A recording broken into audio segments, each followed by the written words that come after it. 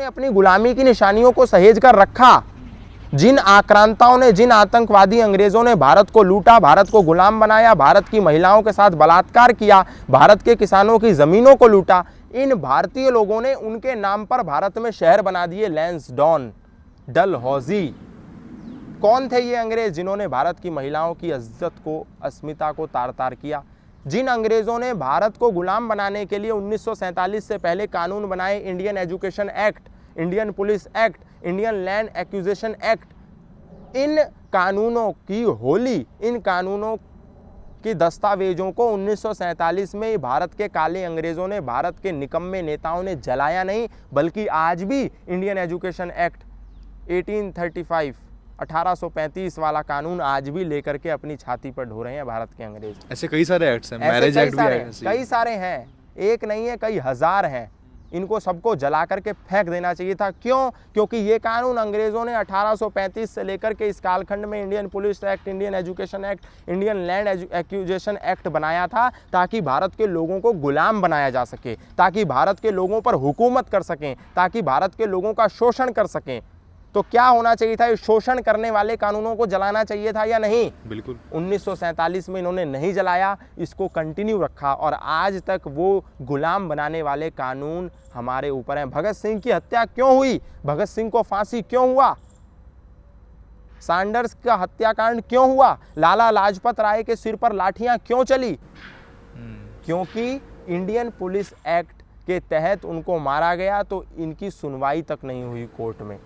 कहा गया कि पुलिस यदि किसी पर लाठी चलाती है तो आप उस पर कोई भी पॉइंट आउट नहीं कर सकते, चाहे फिर उस लाठी चार्ज में किसी की हत्या भी क्यों ना हो जाए। ये जो साइमन कमीशन आया था, इसका विरोध कर रहे थे लाला जी एंड भगत सिंह। लाला जी की लाठियां मारकर हत्या कर दी गई, तो भगत सिंह ने इसका विरोध किया। अंत में जब काल कोठरी में भगत सिंह बैठे थे तो उनसे पूछा गया कि आपकी अंतिम इच्छा क्या है, तो भगत सिंह ने यही कहा था कि भारत में ये जो काले कानून हैं, भारत को गुलाम बनाने के लिए जो काले कानून बनाए गए हैं, इन सब को जड़ से समाप्त कर दिया जाए। लेकिन दुर्भाग्य ये है, आज भगत सिंह के नाम पर भारत के नेता राजनीति करते हैं, पर भगत सिंह की जो आखिरी इच्छा थी वो आज भारत के आज़ाद होने के 70-75 सालों में भी हम पूरी नहीं कर पाए। ये अंग्रेजियत की छाप हम पर है। हमारी वेशभूषा क्या हो गई? अंग्रेज़ी। हमारी भाषा क्या हो गई? अंग्रेज़ी। हमारा खान पान भोजन क्या हो गया? अंग्रेज़ी। हमारा भेषज क्या हो गया? अंग्रेज़ी। हमारा भजन क्या हो गया? अंग्रेज़ी। फिर भी हम कह रहे हैं गर्व से कहो हम भारतीय हैं। और ये बात सिद्ध करके गया था लॉर्ड मैकॉले, जब 1835 में उन्होंने इंडियन एजुकेशन एक्ट बनाया, तो लॉर्ड मैकॉले ने अपने पिता को पत्र लिखा और बोला कि मैं भारत में एक ऐसा बीज बो करके चला जाऊंगा, जिस बीज को बोने के बाद भारत की जो फसलें होंगी, यानी भारत के जो नौजवान होंगे, वो शरीर से तो भारतीय और सनातनी होंगे, पर आत्मा से वो अंग्रेज बन जाएंगे। और इतने हद तक अंग्रेज बन जाएंगे कि वो नास्तिक हो जाएंगे। और उनके नास्तिक हो जाने के बाद यदि भारत में रह रही ईसाई मिशनरियां उनको ईसाइयत में कन्वर्ट ना कर पाई, तो दोष किसका होगा? मैं भारत के लोगों को नास्तिक बना करके तुम ईसाई मिशनरियों के लिए कच्चा माल तैयार कर रहा हूँ। ये लॉर्ड मैकॉले कह रहा है, कच्चा माल तैयार कर रहा हूँ। अब तुम्हारा काम है इन नास्तिकों को ईसाई संप्रदाय में कन्वर्ट करो। ये भारत के साथ षड्यंत्र रचा गया। ऐसा ही मैक्स मुलर ने किया। उसने अपने मरते दम तक अंतिम किताब लिखी जिसका नाम था माय इंडियन फ्रेंड्स। इस पुस्तक का टाइटल पढ़ने के बाद आपके मन में क्या विचार आता है?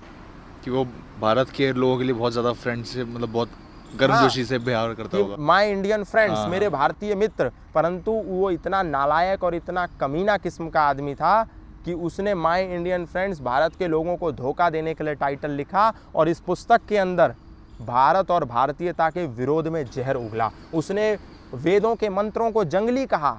जंगली वेदों के मंत्रों को जंगली। और भारत में आज भी कई ऐसे संस्थान हैं जहां मैक्स मुलर के वेद भाष्य को पढ़ाया जाता है। जो किसी काम का नहीं है। उठा करके उस मैक्स मुलर के वेद भाष्य को कचरे के डिब्बे में यदि फेंक दिया जाए तो कोई अतिशयोक्ति नहीं होगी। परंतु हमें आदत हो गई है गुलाम बनने की, गुलामी की मानसिकता को ढोने की।